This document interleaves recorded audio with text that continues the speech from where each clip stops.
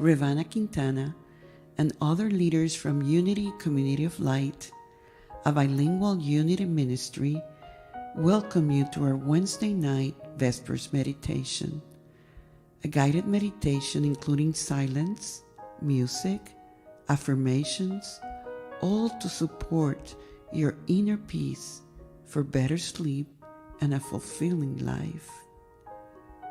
Connect effortlessly to Spirit and make your nightly routine more enriching. Let go and embrace divine guidance in your nighttime experience and life. Inhale and exhale. Relax, listen, open your heart. All is well. Good evening, everyone, and please be welcome to our Vespers meditation. Hello. Good evening. Hello. How are you doing today? Good, Anna. How are you? I'm good. I just earlier today I finished doing some recordings for a Spanish ministry. Oh, great. And it's great that in my day I get to do in Spanish and English. Yeah, Spanish won't work for me. So. No. I try hard.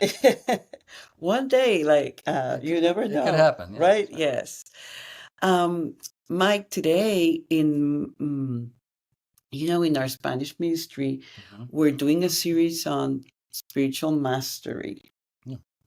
And this summer, we're also doing, and it's one of my passions, a summer of abundance. So we sort of try to combine the concept of spiritual mastery and abundance. And what came out of that dialogue with Osvaldo this morning was how there's a correlation or relation between how authentic we are with ourselves and our divine nature and our dharma as a way to true abundance. And I see true abundance not necessarily limited to our finances, but an overall expression of flow where you see order and you see plenty in terms of your inner state, in how you're relating with others, your health, your relationship to money. So it's like a sense of well-being that really comes from our expression of our inner nature. What would you have to say about that? Well, I think for me, abundance is to thrive and flourish and be successful in all ways. And it should be effortless. And one of the ways for it to be effortless is for us to be authentic, not to our personality selves, because that is constantly changing and shifting. That's a mask we wear, and we can take on any personality we want to, really, but to be authentic to what we are at the core, which is spirit. And the way we do that is by learning to listen to the divine intuition within us.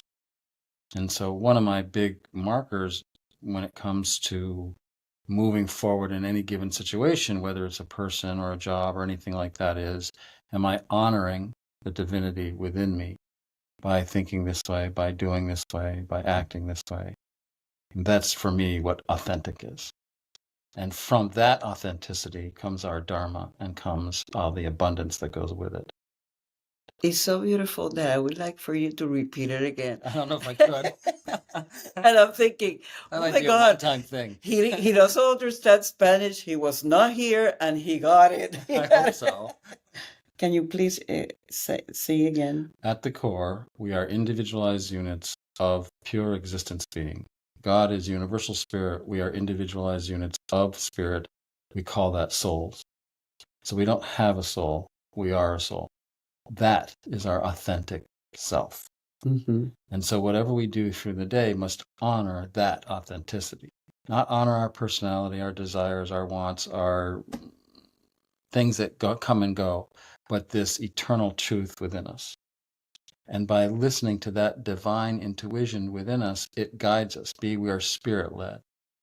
And then we are authentic, and abundance is a result of that authenticity. We thrive, we are successful, we flourish because we are spirit-led. How do we know, as you were saying, I'm with you 100%. Thank you. Okay. So we're good. We're good. Good sign. It's a start, right? Yes. But then I was thinking, what would be an example of when we follow more our personality or our desires versus being spirit-led? Being overly dramatic a lot of times, letting our emotions rule us. One of the things you talked about, which is important in any enlightenment tradition, and that is to be the master of ourselves, is part of our spiritual journey. Right? So if we're not the master of our feelings, if we're not the master of our emotions, or what we say and how we think, then we're not living an authentic life, because that's what we are at the core. We are souls functioning through these bodies and these minds, but we are superior to them. Right. So that requires us to learn mastery over what we think and how we act and behave and what we feel even.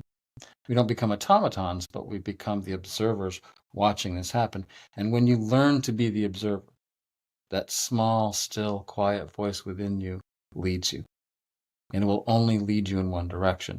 And that direction is towards the source.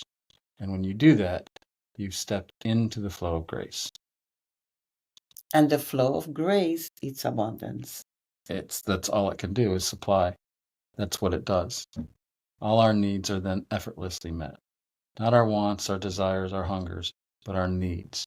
Because abundance to me is not having everything you want when you want it, it's having everything you need when you need it to accomplish your worthy purposes.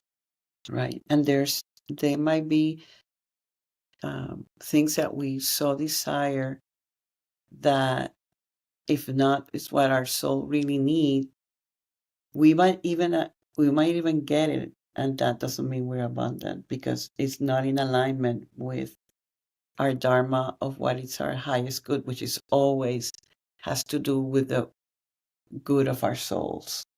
The quickest route home. Mm-hmm. That's what grace does. It guides us the quickest way home. And it doesn't really care how we feel about it or what we think about it.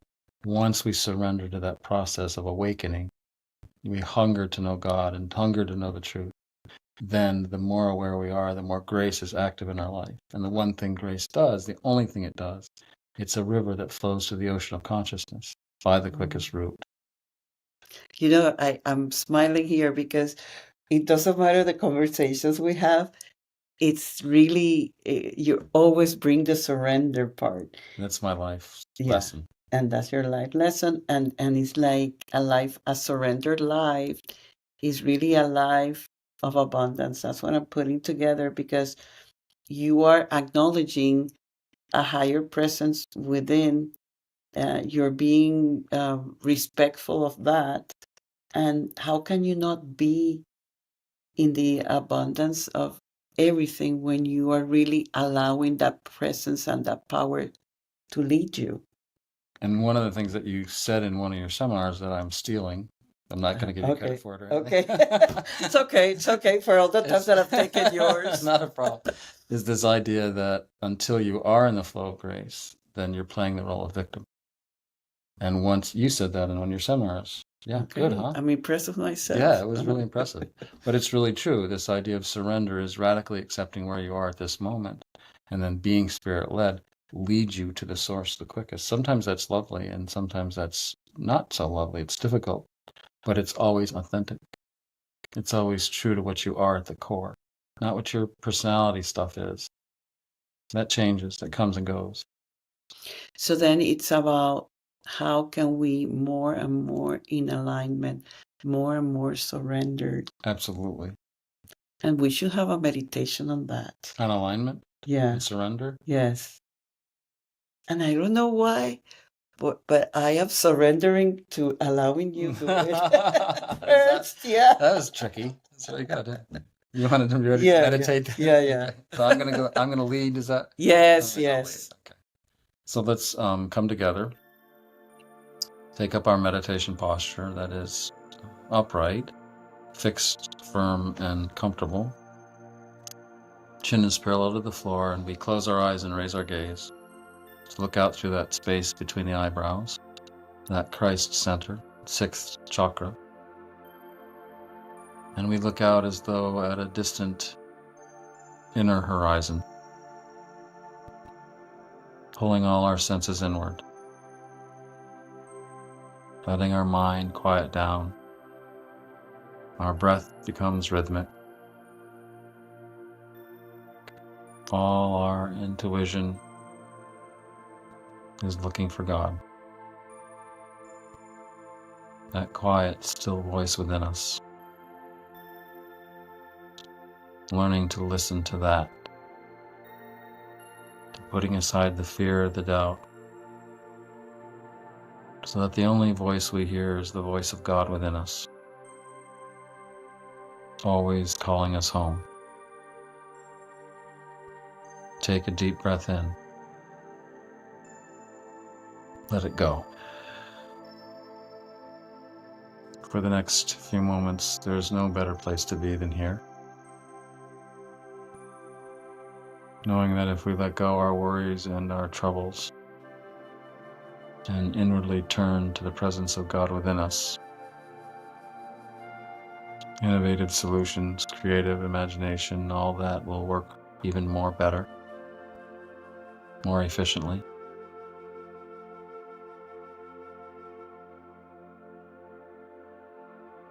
Take a moment to notice the quiet, and the stillness within you. That silence that speaks in 1,000 languages. And that is there for us all. Knowing that God is in the silence. And from that stillness, all things proceed.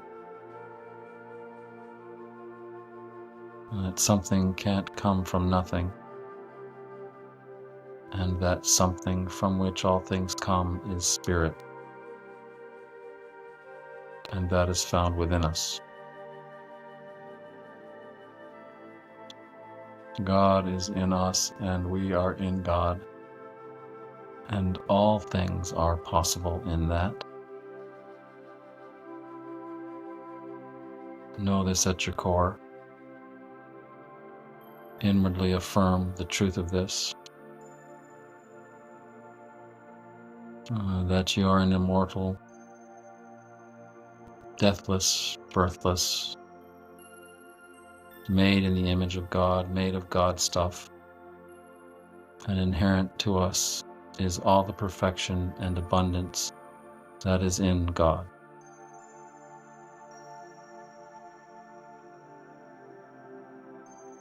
And that is a blessing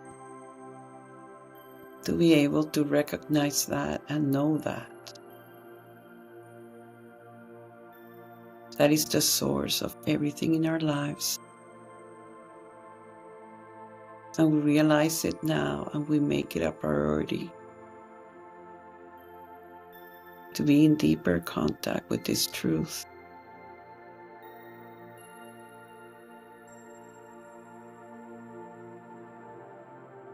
We bring this idea that all manifestation starts in silence.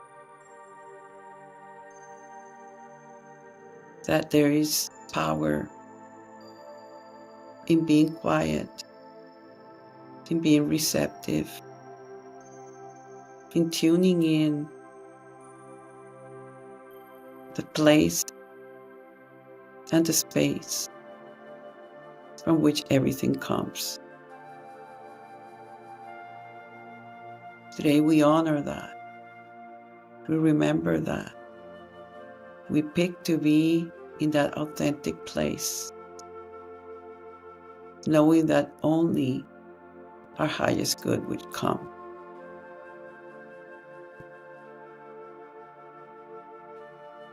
Let's take a last moment of silence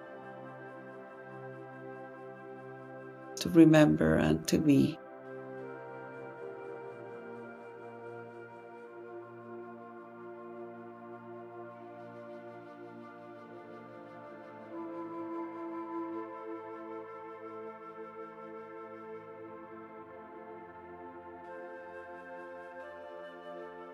so much gratitude, so much love, so much abundance, so much God. We are grateful. And so it is. Amen. Amen. Amen. Thank you, thank you, thank you. Thank you. And see you next week.